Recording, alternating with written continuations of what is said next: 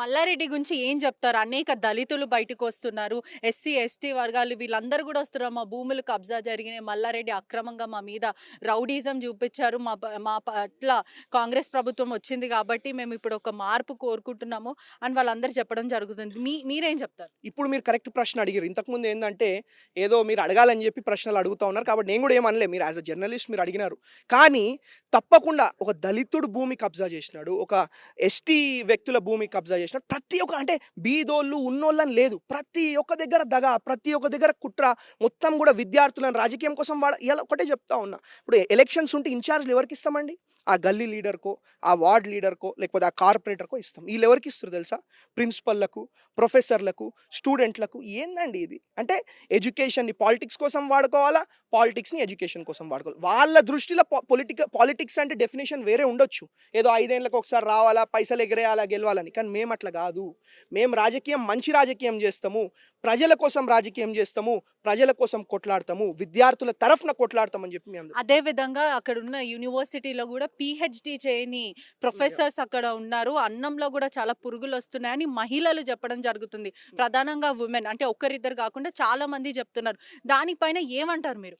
నేను అదే అంటా ఉన్నానండి. ఇప్పుడు నేననే గాదు. మీరన్నట్టు ఇప్పుడు కరెక్ట్‌గా చెప్పినారు. మహిళలు, స్టూడెంట్స్ వచ్చి చెప్తా ఉన్నారు. అరే! ఇక్కడ అంటే అర్హత లేని వాళ్ళు పనిచేస్తా ఉన్నారు. అక్కడ అగ్రికల్చరల్ యూనివర్సిటీలో పనిచేయాలంటే ఒక పీహెచ్‌డీ చేసిన పర్సన్ ఉండాల. అట్లా లేరు. ఎవరినో ఒకళ్ళకి మన తక్కువకి తీసుకురావాలా, ఏదో జీతం ఇయ్యాలా, నడిపియాలా కాలేజ్. పైసలు దోచుకోవాలా. ఇట్లా అయితే ఇప్పుడు ఒకటి డీటెయిన్ చేస్తున్నారు. డీటెయిన్ చేయకముందు మీరు ఫీజులు కలెక్ట్ చేయాల్సిన అవసరం ఏందండి? మీరు ఫీజులు కలెక్ట్ చేసి వాళ్ళని డీటెయిన్ చేసేస్తారా? అంటే మీ పైసలు మీకు రాంగానే ఆళ్ళు ఎటన్నా వాళ్ళు అంటే బీదోళ్ళు దానికి కదా! ప్రధాన ఒక ప్రోటోకాల్ అనేది ఉంటది. ఓరియంటేషన్‌లో గూడా మేము వాళ్ళకి ఎక్స్‌ప్లెయిన్ చేసాము. ఎవరైతే బ్యాక్‌లాగ్స్ ఉంటాయో చాలా సార్లు ఎగ్జామ్స్ రాసిన తర్వాత గూడా వాళ్ళు మళ్ళీ అటెంప్ట్ చేస్తే వాళ్ళని డీటైన్ చేస్తామని మేము ఓరియంటేషన్ టైమ్‌లోనంటే ప్రధానంగా ఫస్ట్ ఎప్పుడైతే వీళ్ళు జాయిన్ అయ్యారో అప్పుడే చెప్పాము. మాదంతా ఒక రూల్స్ అండ్ రెగ్యులేషన్స్ పరంగా నడుస్తది. కానీ ఇది మాత్రం రాజకీయం చేస్తున్నారు అని అంటున్నారు. నాకు ఇవాళ నవ్వొస్తా ఉన్నది వాళ్ళు మాట్లాడుతుంటే. రూల్స్ అండ్ రెగ్యులేషన్స్ గురించి వాళ్ళు మాట్లాడుతా ఉన్నారండి. ఒక ఎఫ్‌టీఎల్ ల్యాండ్ కబ్జా జేసినారు. ఒక ఫారెస్ట్ ల్యాండ్ కబ్జా జేసినారు. ఒక గవర్నమెంట్ ల్యాండ్ కబ్జా జేసినారు. ఇయాల విద్యార్థులకు పురుగులు అన్నం బెడతా ఉన్నారు. ఎంత ఘోరమైన పరిస్థితి అండి. వాళ్ళు ఇయాల న్యాయం గురించి, రూల్స్ గురించి, రెగ్యులేషన్స్ గురించి మాట్లాడితే, ఇప్పుడు ఆ వ్యక్తి మల్లారెడ్డి అనే వ్యక్తి ఎట్లాంటోడో మీకు తెలుసు. తొడలు కొట్టుడు, పనికిరానియి మాట్లాడుడు. ఈళ్ళేందంటే ఈళ్ళు మీడియా ముందుకొచ్చి ఏదో జోకర్‌లాగా అనుకోని అంటే ప్రజలేందంటే వీళ్ళని జోకర్‌లు అనుకుంటా ఉన్నారు. వీళ్ళు జోకర్‌లు గాదు. పెద్ద క్రిమినల్స్ వీళ్ళు. పెద్ద క్రిమినల్స్. జోకర్ ముసుగులో ఉన్న పెద్ద క్రిమినల్స్ వీళ్ళు. చాలా ఘోరమైన అన్యాయాలు, ఇల్లీగల్ యాక్టివిటీస్ చేస్తా ఉన్నారు. లోపల ఎన్నో మర్డర్‌లు జరిగినాయి. ఎన్నో సూసైడ్‌లు జరిగినాయి. ఇన్ని రోజులు ప్రభుత్వాన్ని అడ్డుపెట్టుకొని ఇవన్నీ గూడా కప్పిపుచ్చడం జరిగింది. ఇప్పటి నుంచి ఇట్లాంటి అన్యాయాలని సహించము. గట్టిగా కొట్లాడతాం. గట్టిగా పోరాడతాం.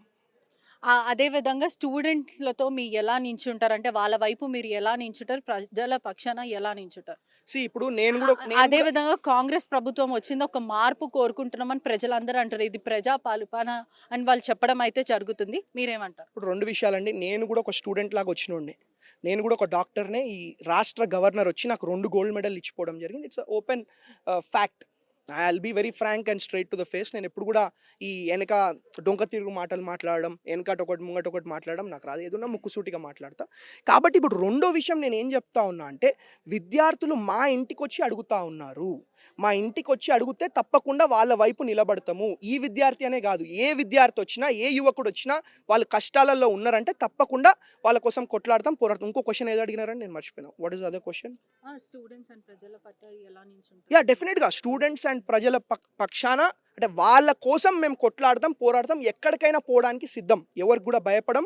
వీళ్ళు ఏదో బయట మాట్లాడుతా ఉన్నారంట వీళ్ళని మేనేజ్ చేసేస్తాం, వాళ్ళని మేనేజ్ చేసేస్తామని మైనంపల్లి హనుమంతరావుని, మైనంపల్లి రోహిత్‌ని ఈళ్ళ అయ్యలు, తాతలు, ముత్తాతలొచ్చినా మేనేజ్ చేయలేరు.